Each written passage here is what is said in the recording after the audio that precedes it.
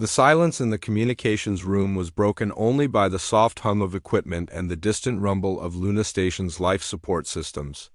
Commander Jake Morrison sat at his desk, reviewing the daily reports from Earth's outer colonies. When the emergency signal burst through the speakers like a scream in the night, static filled the air. Then a voice speaking in a language that sounded like music mixed with fear.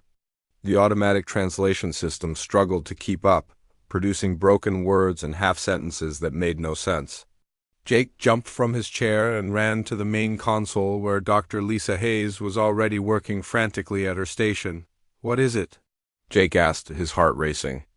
In his 15 years of service, he had never heard an emergency signal like this one. Lisa's fingers flew over the controls as she tried to clean up the signal. Sweat beaded on her forehead as she worked. "It's a distress call, but it's coming. From the core worlds. The signal is so weak it's barely reaching us." Chief Engineer Carl Bennett rushed into the room, his tool belt jangling as he moved. "I heard the alarms. What do you need?" "More power to the receivers," Lisa said without looking up. "This signal has traveled thousands of light years. We need everything we can get." Carl nodded and started rerouting power from non-essential systems. The lights dimmed slightly as he diverted energy to the communication array. Slowly, the static began to clear, and the voice became stronger. Jake watched the translation appear on his screen, and his blood ran cold. The words were simple, but terrible. "Help us. They came from beyond the rim. Our fleets are gone. Billions are trapped. Please, anyone who can hear this, help us." The message repeated several times, each time weaker than the last. Then it stopped, leaving only empty static. "Who sent this?" Jake asked. Lisa checked her readings.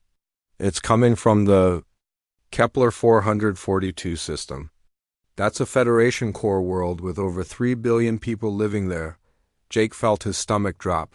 The core worlds were the heart of the Galactic Federation, the safest and most protected places in known space. If they were calling for help, something terrible had happened. "Get me Admiral Torres," Jake ordered. "Emergency priority." Within minutes, Admiral Helen Torres appeared on the main screen. Her gray hair was pulled back in a tight bun, and her blue eyes were sharp with concern. "What do you have for me, Commander?" Jake played the message for her. He watched her face grow grim as she listened to the desperate plea for help. When it finished, she was quiet for a long moment. "How many ships do we have in the outer systems?" she asked. "About 200 military vessels, ma'am. Plus maybe 1,000 civilian ships if you count cargo haulers and mining vessels." Torres nodded slowly. "And how long would it take to reach the core worlds?" 3 weeks at maximum speed," Jake replied. "But Admiral, with respect, even our entire fleet wouldn't be enough if something destroyed the Federation's main defense." "Force?" Torres smiled, but it was not a happy smile.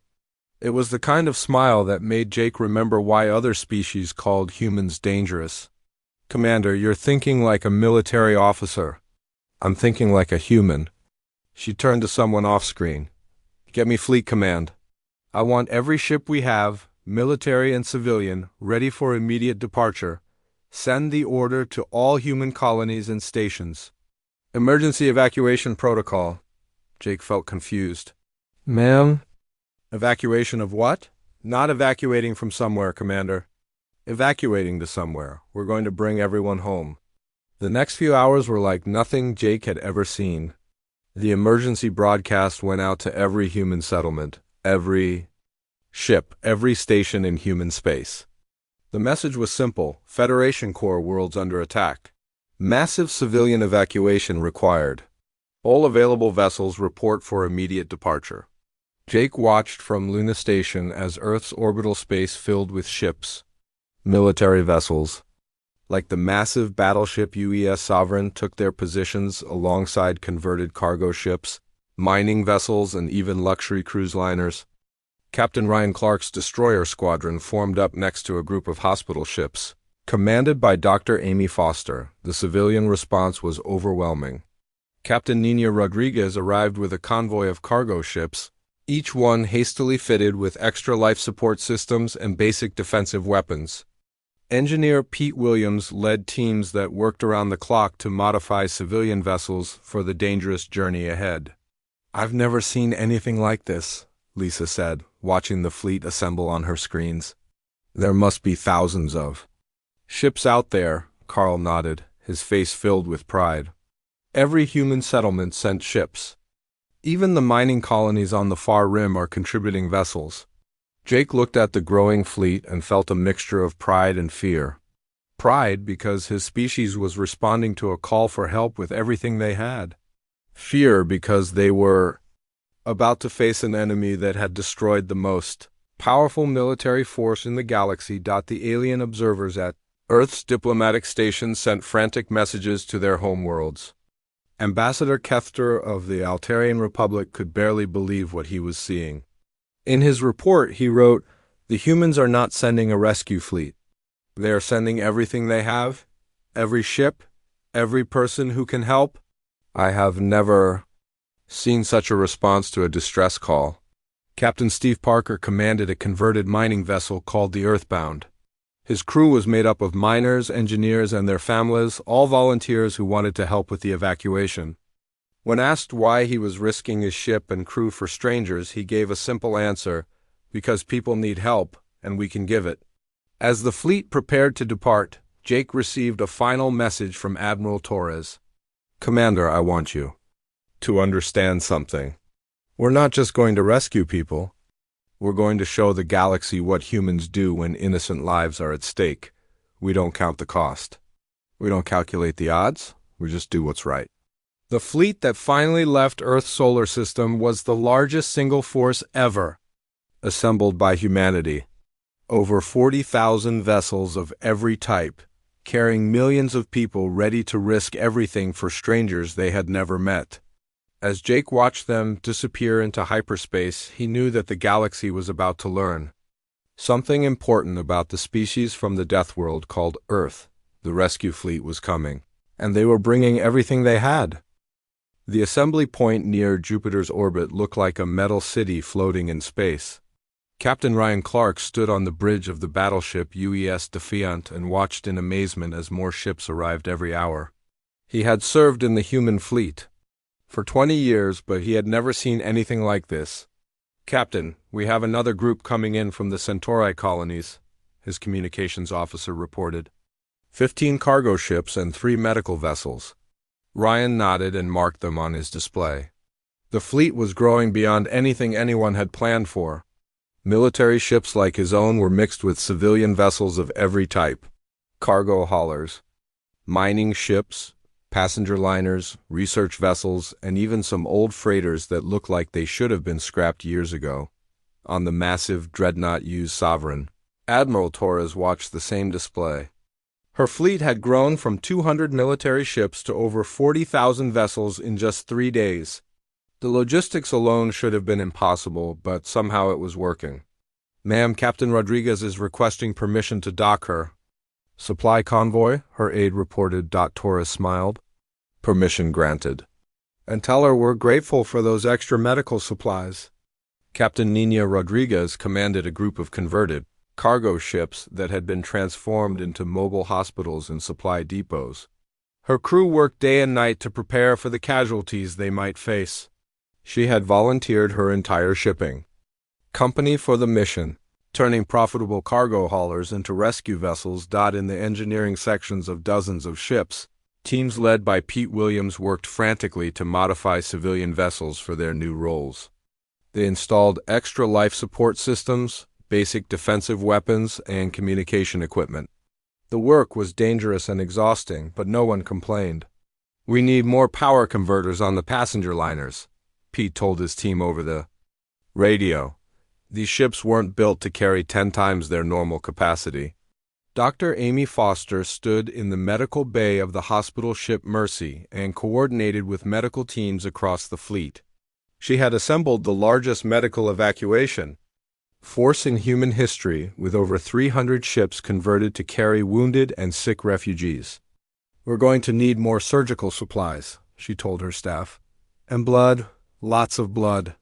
We don't know what alien blood types we might encounter." Her teams had been working around the clock to prepare for treating not just humans but dozens of alien species. The medical databases were full of information about Federation races.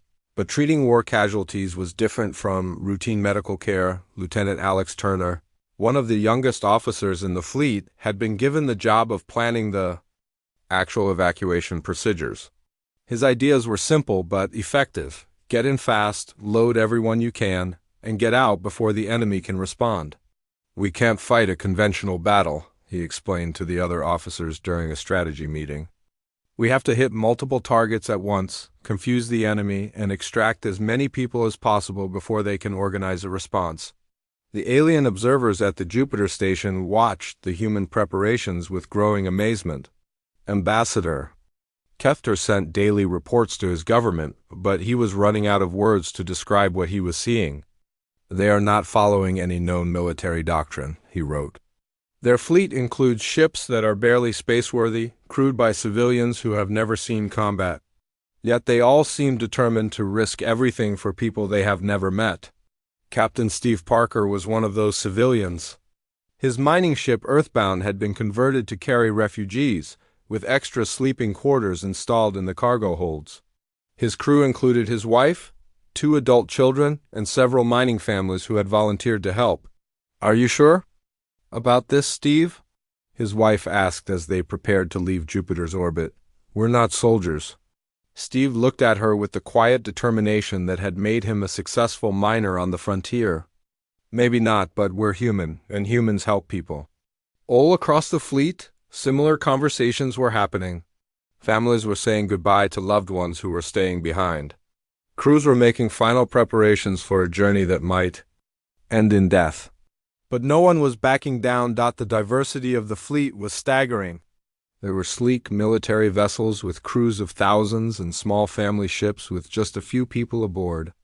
There were luxury cruise liners that had been converted to carry refugees, and industrial mining ships that could crack asteroids. Engineer Kate Sullivan worked on one of the communication ships, making sure the massive fleet could stay in contact during the long journey. The technical challenges were enormous, but human ingenuity was finding solutions. "We're daisy-chaining the communication systems," she explained to her team. "Each ship becomes a relay point. Even if we lose some vessels, the rest of the fleet can still coordinate." Dr. Beth Wright, a combat medic who had served in the frontier wars, trained civilian medical staff in battlefield medicine. Her classes were sobering reminders of what they might face.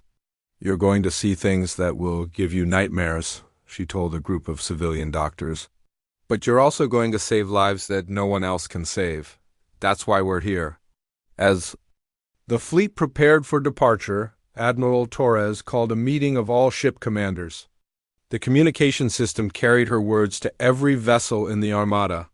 "We are about to undertake the largest rescue operation in galactic history," she said. "We don't know what we'll find when we reach the core worlds. We don't know if we'll all make it back. But we know that billions of innocent people are counting on us." She paused and looked at the faces of her captains, both military and civilian. "We are humans. We come from a world that tried to kill us every day, and we survived by helping each other. Today we carry that spirit to the stars. We will bring everyone home." The fleet that left Jupiter's orbit was like nothing the galaxy had ever seen. Military precision mixed with civilian determination. Professional soldiers worked alongside miners and merchants. It was chaotic and beautiful and terrifying all at once. As the ships entered hyperspace, heading for the core worlds and an unknown enemy. One thing was certain: the galaxy was about to learn. What happened when you threatened innocence and the Deathworlders heard the call for help? The Kepler 442 system was a nightmare of fire and chaos. Commander Frank Miller led the advanced scout ships out of hyperspace and immediately wished he hadn't. The beautiful blue-green world that had once been home to 3 billion people was now surrounded by strange alien vessels that looked more like living creatures than machines. "My God," whispered his navigator, Lieutenant Jenny Adams. "What are those things?" The enemy ships were massive, with curved hulls that pulsed with organic light. They moved in perfect formation, attacking the planet's orbital stations with methodical precision. Frank had never seen anything like them. "Get me a count," Frank ordered, "and try to locate any survivors." His communications officer, Sergeant Bob Hayes, worked frantically at his console. "I'm picking up weak signals from the planet's surface. Underground shelters, maybe? But the orbital defense platforms are gone." Frank watched as one of the alien ships finished destroying a space station. The enemy vessel was 3 times the size of his largest battleship, and there were dozens of them in the system. He felt a chill of fear run down his spine. "Send a message to Admiral Torres," he said. "Tell her we found the enemy, and tell her we're going to need everything we brought." Back with the main fleet, Admiral Torres received the report with grim determination. She had hoped they would arrive to find a normal evacuation situation. Instead, they were facing a full-scale invasion by an unknown enemy. "All ships, this is Admiral Torres," she announced over the fleet communications. "We are entering a combat zone. Military vessels will engage the enemy and create openings for the evacuation ships. Civilian vessels are to focus on getting people off the planet. We knew this would be dangerous. Now we do our job." Captain Julie Anderson commanded a squadron of destroyers that would be among the first to enter the system. Her ships were fast and heavily armed, but they were also vastly outnumbered. She looked at her crew and saw the same mix of fear and determination that she felt. "Listen up," she told them. "We're going to hit these alien ships hard and fast. Our job is to punch a hole in their line so the rescue ships can get through. We might not all make it back, but we're going to save as many people as we can." The first battle was unlike anything in human military history. The alien ships, which the humans began calling Zephyrians based on intercepted communications, fought with rigid precision. They formed perfect battle lines and fired in coordinated volleys, but they had never faced humans in combat. Julie led her destroyers in a direct assault on the enemy formation. Instead of matching their precise movements, she ordered her ships to scatter and attack from multiple directions. The aliens seemed confused by the chaotic human tactics. "They're not adapting," reported her tactical officer, Lieutenant Mike Rogers. "They're still trying to fight us like we're following their rules." "Then let's show them what human rules look like," Julie replied. She ordered her ships to ram directly through the enemy line. Trading armor and hull integrity for speed and surprise, the tactic worked.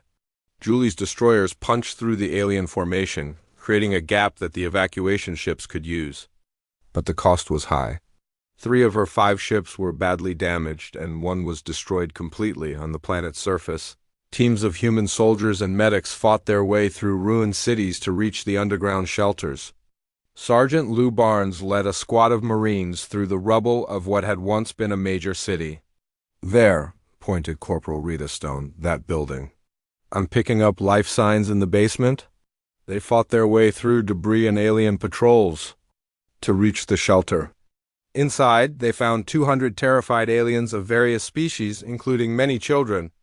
The sight of human soldiers caused panic at first until Dr. Beth Wright stepped forward. "We're here to help," she said in the common galactic language. "We're going to get you out of here." The aliens stared at her in amazement. They had heard stories about humans, but they had never seen them before. These creatures from the dangerous Outer Rim worlds had come to save them. "Why?" asked an elderly Altarian. "Why risk your lives for us?" Beth smiled as she began treating the wounded. "Because that's what you do, you help people." Above them, the battle continued. The human fleet was taking heavy losses, but they were accomplishing their mission. Dr. Kate Sullivan monitored alien communications from her ship and reported something strange. "Admiral, the enemy is calling us void-spawn demons and death seekers," she reported. "They seem terrified of our willingness to take casualties." Admiral Torres understood immediately. The aliens fought with mathematical precision, minimizing losses and maximizing efficiency. They couldn't comprehend an enemy that would sacrifice ships and lives for tactical advantage. "Use their fear," she ordered. "All ships, press the attack. Make them think we're completely insane." The strategy worked better than anyone had hoped. When Captain Don Kelly's Corvette squadron was surrounded by enemy ships, instead of surrendering, they rammed their damaged vessels directly into the alien formation. The psychological impact was devastating. The evacuation proceeded with typical human efficiency. Instead of careful, planned withdrawals, human teams flooded the planet's surface. Medical teams led by Dr. Amy Foster worked in active combat zones, treating wounded aliens while buildings collapsed around them. Captain Steve Parker landed his mining ship Earthbound in the middle of a city under attack. His crew, including his family, worked frantically to load refugees while alien weapons fired overhead. "This is crazy," shouted his son Tom as they helped alien children into the ship. "Crazy is what we do best," Steve replied, lifting an injured Centauri female into his arms. The humans, complete disregard for conventional military wisdom, began to break the alien formation. The Zephyrians, who had conquered worlds through superior technology and tactics, found themselves facing an enemy that wouldn't fight by the rules. By the end of the first day, the human fleet had evacuated over 1 million people from the planet's surface. The cost was high, with dozens of ships destroyed and hundreds of lives lost. But they had proven something important to the galaxy. When the Deathworlders came to help, they brought more than ships and weapons. They brought the one thing that no other species possessed: the willingness to die for strangers. The war was spreading across 5-star systems, and the humans were changing everything. Captain Dan Kelly floated in the wreckage of his Corvette, watching through his helmet as his pilots did something that should have been impossible. They were winning. His stealth squadron had been cut off behind enemy lines for 3 days, but instead of trying to escape, they had learned to fight like humans always fought. They used the debris from destroyed ships as cover, turned asteroid fields into weapons, and attacked when no sane military officer would even consider it. "Captain, we have a problem," reported Lieutenant Nancy Clark over the radio. "That big alien ship is blocking the evacuation route again." Don looked at his tactical display. The massive Zephyrian dreadnought had positioned itself perfectly, too. Stop the refugee ships from leaving the system. It was a brilliant tactical move, one that followed all the rules of proper military strategy. "Get me Chief Morrison," Don ordered. Sam Morrison was an engineer, not a soldier, but he had volunteered to lead the most dangerous missions. His specialty was finding ways to use civilian equipment for military purposes. Right now, he was on a cargo ship loaded with mining explosives.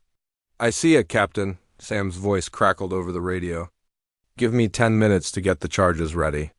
"Sam, that ship is huge. You'll need a direct hit on the engine core to do any real damage." "I know. That's why we're going to ram it." Don felt his blood run cold. "Sam, that's suicide."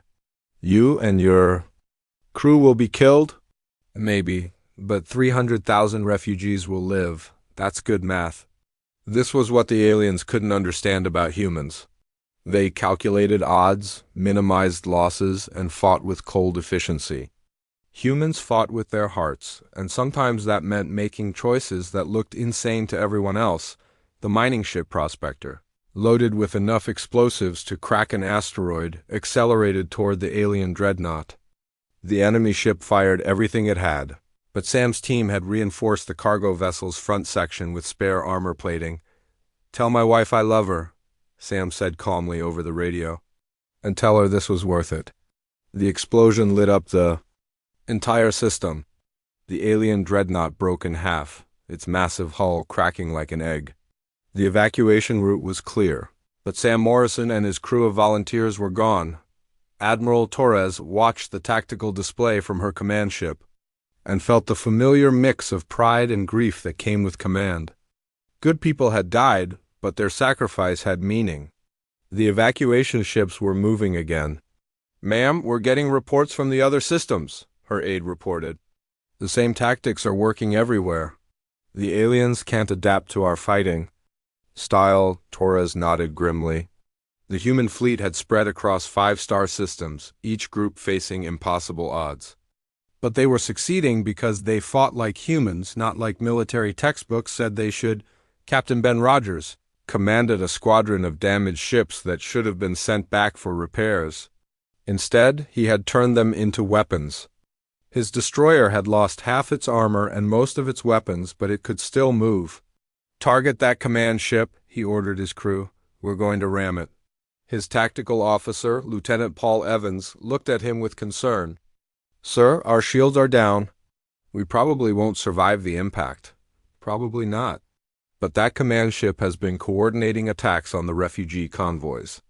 Take it out, and we save thousands of lives." The alien officers on the Zephyrian command vessel watched in horror as the damaged human ship accelerated toward them. Their computer systems couldn't process what they were seeing. No rational military force would sacrifice an entire ship for a single tactical advantage, but humans weren't rational. They were something else entirely. The impact destroyed both ships. But the psychological effects spread throughout the alien fleet. The humans weren't just fighting a war, they were fighting with complete disregard for their own survival. It was terrifying. On the ground, the evacuation continued. Commander Tim Walsh led a team of soldiers and medics through the ruins of a city searching for survivors. They found a group of Altarian children trapped in a collapsed school. "How many?" asked Dr. Lisa Grant, the team's medic. 15 kids and 2 adults, Tim replied. "The adults are hurt pretty bad." Lisa nodded and began treating the wounded while Tim's soldiers dug through the rubble. The sounds of battle echoed overhead as human ships fought to keep the evacuation. "Zone secure," one of the Altarian children, a young female with large, frightened eyes, tugged on Tim's uniform. "Are you really from the Death World?" she asked in broken galactic common. Tim knelt down to her level. "We're from Earth, if that's what you mean, but we're here to help you." "Why?" the child asked. "We're not your people." Tim smiled and lifted her into his arms. "Maybe not, but your people, and that's enough." This conversation was happening all across the war zone. Humans were risking everything to save aliens they had never met, and the aliens couldn't understand why. But they were beginning to see that humans were different from every other species in the galaxy. The turning point came when the human fleet received an unexpected message. It was from a group of surviving Federation ships that had been hiding in the outer system, but they weren't asking for rescue. They were asking to join the fight. "This is Captain Zara of the Centauri cruiser Bright Star," the message said. "We want to fight alongside the humans. Show us how to be brave like you." Soon, mixed crews of humans and aliens were working together on ships throughout the fleet. The rigid caste systems and species barriers that had defined galactic civilization for centuries began to break down. Humans treated everyone as equals, and that equality was infectious. Nurse Commander Amy Foster found herself treating wounded soldiers from a dozen different species, all working together to save refugee civilians. "I never thought I'd see the day," she told her staff. Altarians and Centauri fighting side by side. The war was far from over, but something fundamental had changed. The humans hadn't just brought weapons to the fight. They had brought hope. And that hope was spreading to every species that fought alongside them. The galaxy was learning that when Deathworlders answered a call for help, they didn't just save lives, they saved souls. The final battle began at the edge of the Vega system, where over 1,000 Zephyrian ships waited in perfect formation. Their massive staging area stretched across space like a metal city, preparing for the assault that would destroy the Galactic. Core forever. Captain Roy Mitchell stood on the bridge of his cruiser and looked at the enemy fleet through his viewscreen. The odds were hopeless. Even with all the alien ships that had joined them, the human fleet was outnumbered 3-1. But Roy had learned something important over the past weeks. Humans didn't fight with numbers, they fought with hope. "All ships, this is Admiral Torres," came the voice over the fleet communications. "Today we end this war. Not because we have better weapons or more ships, but because we know something they don't. We know that protecting innocent people is worth any price." The mixed fleet that assembled for the final assault was unlike anything the galaxy had ever seen. Human ships flew alongside Altarian cruisers and Centauri destroyers. On every bridge, crews of different species worked together with an efficiency that should have been impossible. Lieutenant Sarah Blake serving as tactical officer on Roy's ship, watched the alien formations on her screen. "Captain, they're not moving. They're just waiting for us to attack?" "That's their mistake," Roy replied. "They think this is a normal battle. They don't understand what humans taught the galaxy." The Zephyrians had spent weeks trying to understand human military tactics, but they had focused on the wrong thing. They studied human weapons and ship designs and battle formations. They never studied human hearts. The attack began with what looked like a desperate charge by damaged ships. Captain Emma White led a squadron of vessels that were barely holding together, their hulls cracked and their weapons failing. The aliens prepared to destroy them easily, but the damaged ships weren't trying to win a battle. They were trying to save lives? "Now," Emma shouted over the radio. Her ships scattered in every direction, creating chaos in the enemy formation. Behind them came the real assault force, led by Captain Julie Anderson's destroyers and supported by alien ships that had learned to fight like humans. The battle was fierce and terrible. Ships exploded in brilliant flashes of light while others rammed into enemy vessels with desperate courage. But something new was happening. The alien crews fighting alongside humans were showing the same willingness to sacrifice everything for victory. Commander Tim Walsh, now leading a mixed ground assault team, landed on the Zephyrian command station. His team included humans, Altarians, and even some former enemies who had surrendered and joined the fight. "Remember," he told his mixed crew as they prepared to assault the station, "we're not here to destroy. We're here to stop the killing." The fighting inside the station was brutal, but Tim's team fought with a unity that the Zephyrians couldn't match. Species that had been at war for centuries worked together perfectly, inspired by the human example of putting others before themselves. Meanwhile, in space, the tide of battle was turning. The Zephyrian fleet, despite its numerical advantage, was falling apart. Their rigid command structure couldn't adapt to the chaotic, human-inspired tactics being used against them. Admiral Torres watched from her flagship as enemy ships began to retreat. But she wasn't thinking about victory. She was thinking about the cost. Too many good people had died in this war. Her ship shuddered as enemy fire struck the hull. The damage reports came in quickly. "Admiral, we've lost main power," reported her engineer. "Life support is failing." Torres looked around her bridge at the crew she had served with for years. They all knew what this meant. The flagship was doomed. But the battle could still be won. "Send a message to all ships," she ordered calmly. "This is Admiral Torres. Continue the mission. Bring everyone home." Those were her last words as the flagship broke apart under enemy fire. But her message spread throughout the fleet, carried by crews who would never forget what she had taught them. Captain Roy Mitchell took command of the fleet and pressed the final assault. The Zephyrian command ships were retreating, but the battle wasn't over until every refugee was safe. Dr. Amy Foster coordinated the largest medical evacuation in galactic history from her hospital ship. Her medical teams, now including doctors from dozens of species, worked together to save lives with an efficiency that amazed everyone. "We've done it," she told her staff as the last refugee ship reported safe passage. 57 million people evacuated, every single one of them going home.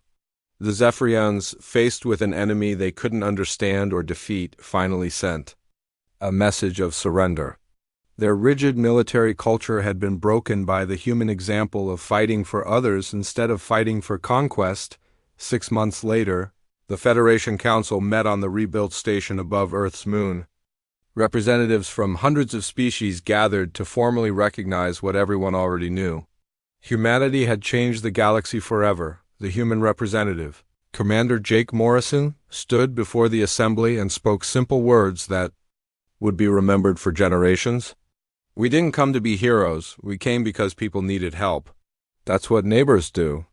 The ceremony ended with the adoption of new Federation principles based on human values: protection over conquest, cooperation over competition, unity over division. On a colony world at the edge of human space, children of dozens of species played together in schools built by their parents working side by side. Former enemies had become friends. Former strangers had become family. An old Altarian teacher watched the children play and remembered the desperate message that had started it all. When the SOS had reached Earth, the Deathworlders had indeed brought the entire fleet. But more importantly, they had brought something the galaxy had never seen before. They had brought the idea that every life was worth saving, no matter the cost. And that idea had spread from species to species, world to world, until it transformed everything. The galaxy was safe not because the humans had won a war, but because they had won something much more important. They had won hearts and minds, and souls. They had shown the universe what it meant to be truly civilized. And that lesson would never be forgotten.